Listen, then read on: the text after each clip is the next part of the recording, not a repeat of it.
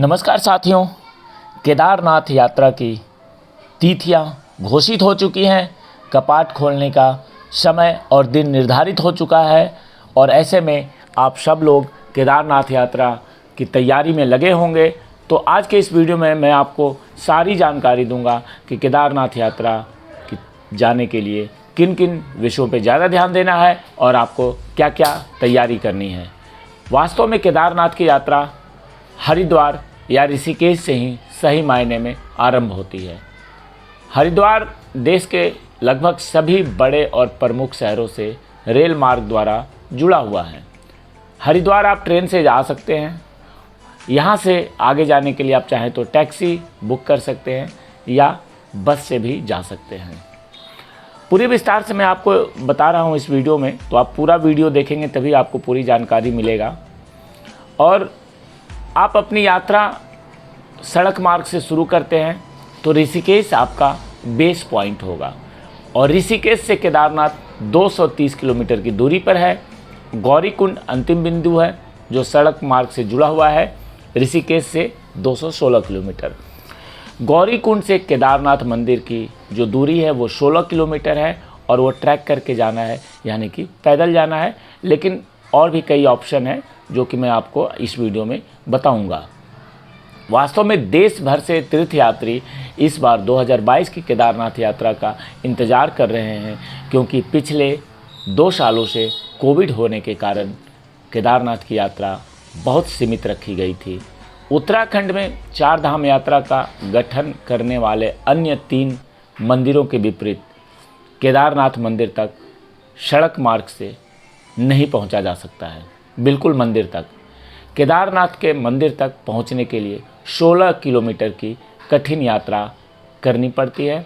और तीर्थयात्री केदारनाथ मंदिर तक पहुंचने के 2 रास्ते हैं, या तो ट्रैक करें, आप पैदल जाएं, या आप पालकी बुक कर सकते हैं, या फाटा हेलीपैड से उपलब्ध हेलीकॉप्टर सेवा का विकल्प आप चुन सकते हैं।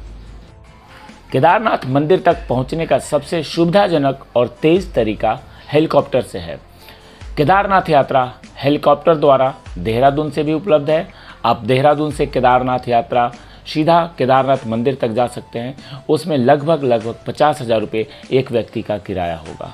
और आप हेलीकॉप्टर द्वारा केदारनाथ पहुंचने के लिए फाटा से उपलब्ध हेलीकॉप्टर शटल सेवा का विकल्प भी चुन सकते हैं।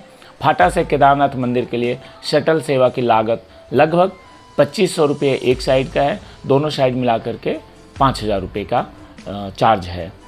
वैसे बता दूं कि केदारनाथ मंदिर के कपाट रोज़ाना प्रातः 7 बजे खुल जाते हैं और सुबह शिवलिंग को स्नान कराकर घी से अभिषेक किया जाता है। फिर दियों और मंत्र जाप के साथ आरती की जाती है। तीर्थयात्री आरती में शामिल होने और दर्शन करने के लिए सुबह गर्भगृह में प्रवेश कर सकते हैं।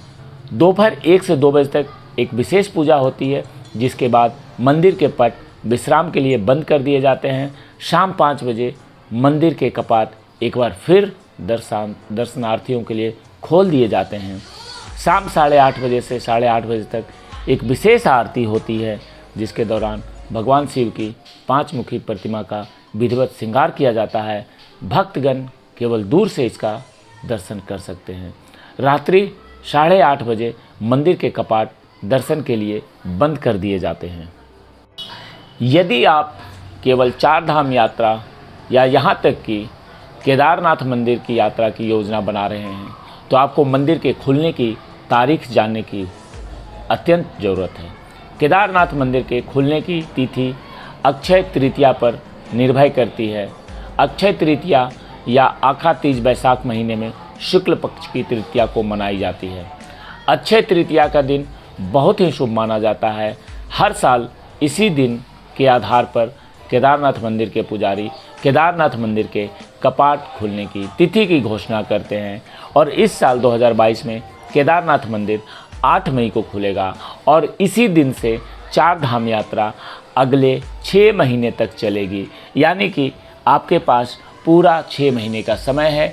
आप जा कर के केदारनाथ यात्रा कर सकते हैं, केदारनाथ मंदिर के दर्शन कर सकते हैं। इसमें एक चीज़ और आपको ध्यान देने की ज़रूरत है कि बीच में बरसात का समय आ जाता है और बरसात के समय में मेरा व्यक्तिगत सलाह होगा कि आप इस समय यात्रा न करें, क्योंकि लैंडस्लाइड का बहुत खतरा रहता है और बरसात में सड़कें टूट जाती हैं। कई बार ऐसा होता है कि सड़कों पे पत्थर आ जाता है और सड़कें भयंकर जाम हो जाता है, जिसमें कई बार 6-6 दिन और 7-7 दिन तक ट्रैफिक जाम हो जाता है, क्योंकि पहाड़ टूट करके सड़क पे आ जाता है, जिसके कारण से यात्रियों को खाने पीने तक की सुविधा उपलब्ध नहीं हो पाती है।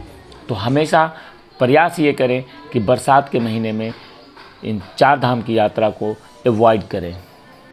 यदि आप सड़क मार्ग से केदारनाथ यात्रा करने की योजना बना रहे हैं तो ये ज़रूरी है कि आप तंदुरुस्त हों और आप चलने की आपकी शक्ति होनी चाहिए कि आप पैदल 16 किलोमीटर चल सकें। चूँकि मंदिर तक पहुंचने के लिए एक लंबा और एक कठिन ट्रैक लगता है, इसलिए आपको बहुत ही ज़्यादा प्रैक्टिस करने की ज़रूरत है। तो एक्चुअली ये मंदिर ऊंचाई पर स्थित है, इसीलिए अनुकूलन भी एक मुद्दा बन जाता है, क्योंकि वहाँ पे पहुँचने से ऑक्सीजन लेवल भी हमेशा अप डाउन होते रहता है।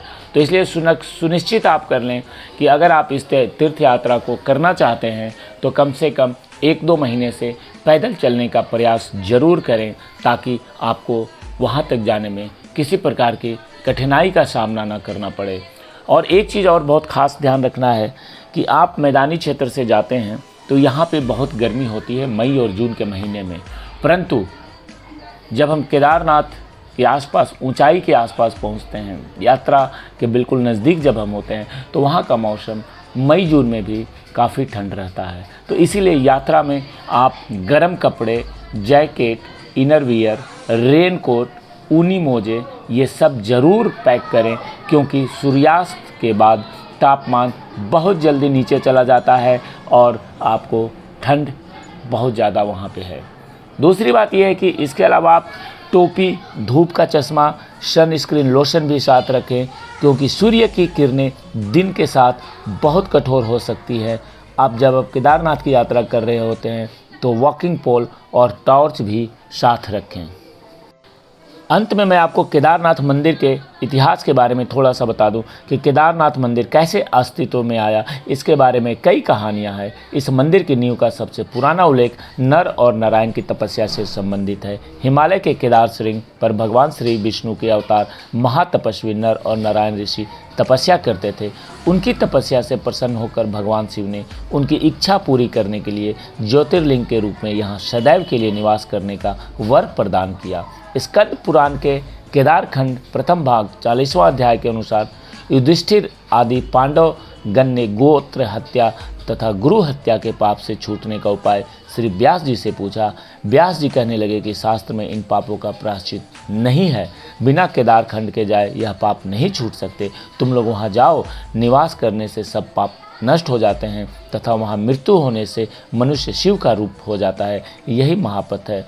शास्त्रों के अनुसार ये माना जाता है कि कुरुक्षेत्र के महान युद्ध के बाद, जिसे महाभारत भी कहा जाता है, पांडवों ने भगवान शिव से अपने परिजनों की हत्या के पाप के लिए क्षमा मांगी और बनारस में भगवान शिव नहीं मिलने के बाद पांडवों ने सर्वशक्तिमान की तलाश में हिमालय की यात्रा की, लेकिन भगवान क्रोधित थे और पांडवों को उनके परिजनों की हत्या के पाप के लिए माफ़ नहीं करना चाहते थे। इसलिए उन्होंने पांडव भाइयों से छिपने के लिए काशी छोड़ एक बैल का रूप धारण किया और गढ़वाल क्षेत्र में हिमालय में घूमते रहे। आपको ये वीडियो कैसा लगा इसके बारे में कमेंट करके ज़रूर बताएं और ऐसे ही कुछ जानकारी भरी वीडियो लगातार आपको मेरे इस चैनल पे मिलता रहेगा। तो अगर आपने चैनल को सब्सक्राइब नहीं किया है तो सब्सक्राइब कर लें। जय बाबा केदारनाथ।